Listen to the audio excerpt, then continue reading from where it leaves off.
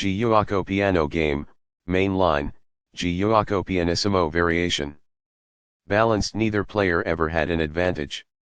That game was pretty competitive. Both players had an amazing opening. Sharp games are frequently the result of starting with the king's pawn, since it dominates the center and frees up the bishop and queen on the light squares. A typical answer is e5, which builds a position in the middle, controls d4, and frees up the queen and bishop on the dark square.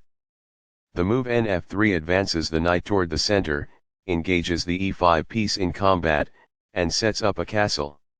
nc6 defends the pawn on e5, advances the knight toward the center, and scans the d4 square.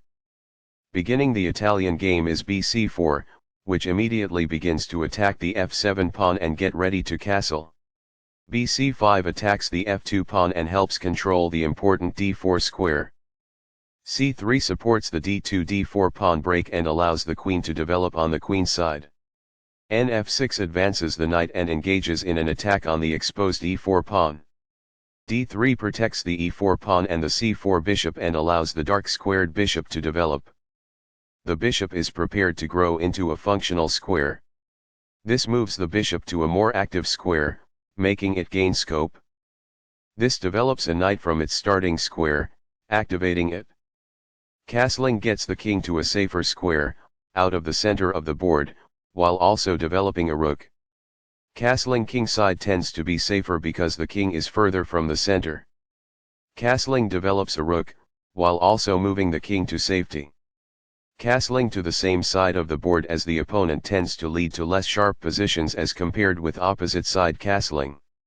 It is the last book move. That is a logical response. It is quite good. While not a mistake, that is also not the wisest course of action. That's good. By growing a bishop from its initial square, this activates it. That's good. That's fine. It is good. Balanced, neither player ever had an advantage. That game was pretty competitive. Both players had an amazing opening.